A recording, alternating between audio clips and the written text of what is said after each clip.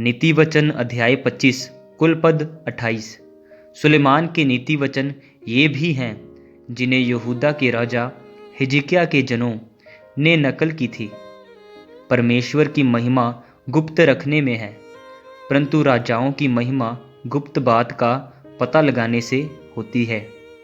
स्वर्ग की ऊंचाई और पृथ्वी की गहराई और राजाओं का मन, इन तीनों का अंत नहीं मिलता। चांदी में से मैल दूर करने पर वह सुनार के लिए काम की हो जाती है। राजा के सामने से दुष्ट को निकाल देने पर उसकी गद्दी धर्म के कारण स्थिर होगी। राजा के सामने अपनी बड़ाई ना करना और बड़े लोगों के स्थान में खड़ा ना होना, क्योंकि जिस प्रधान का तूने दर्शन किया हो उसके सामने तेरा अपमान ना हो, वरन तुझसे यह कहा जाए आगे बढ़कर विराज। झगड़ा करने में जल्दी ना करना, नहीं तो अंत में जब तेरा पड़ोसी तेरा मुंह काला करे तब तू क्या कर सकेगा। अपने पड़ोसी के साथ वाद विवाद एकांत में करना और पराये का भेद ना खोलना। ऐसा ना हो कि सुनने वाले तेरी भी निंदा करें और तेरी निंदा बनी रहे। जैसा चांदी की टोकरियों में सोने के सेब हों, वैसा ही ठीक समय पर कहा हुआ वचन होता है। जैसा सोने का नथ और कुंदन का जेवर अच्छा लगता है, वैसे ही मानने वाले के कान में बुद्धिमान की डांट भी अच्छी लगती है।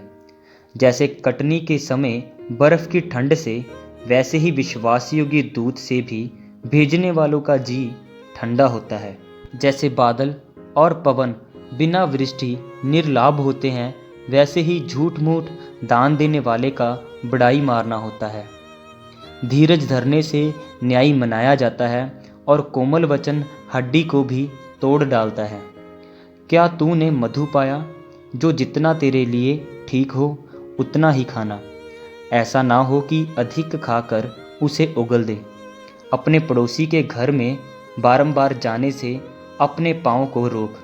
ऐसा ना हो कि वह क्षीण होकर घृणा करने लगे।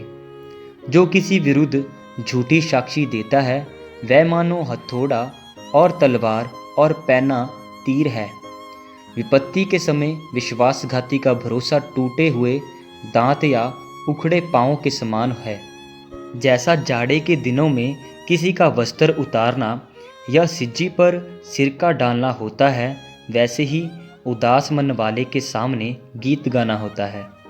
यदि तेरा बैरी भूखा हो तो उसको रोटी खिलाना, और यदि वह प्यासा हो तो उसे पानी पिलाना, क्योंकि इस रीति तू उसके सिर पर अंगारे डालेगा और यहोवा तुझे इसका फल देगा। जैसे उत्तरी वायु वर्षा को लाती है, वैसे ही चुगली करने से मुख पर क्रोध छा जाता है।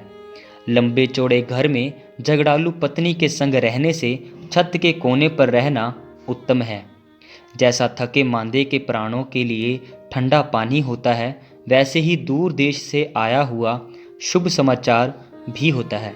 जो धर्मी दुष्ट के कहने में आता है, वह गंदले सोते और बिगड़े हुए कुंड के समान है। बहुत मधु खाना अच्छा नहीं, परंतु कठिन बातों की पूछताछ महिमा का कारण होता है।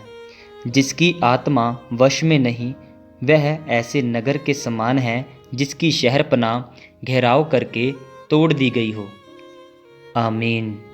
मेरे प्रियो, आज के इस अध्याय में हमने सीखा है, हमें सलाह और बात केवल परमेश्वर के वचन की माननी चाहिए, क्योंकि नीति वचन 25 उसकी 26 आयत में लिखा है, जो धर्मी दुष्ट के कहने में आता है, वह गंदले सोते और बिगड़े हुए कुंड के समान है।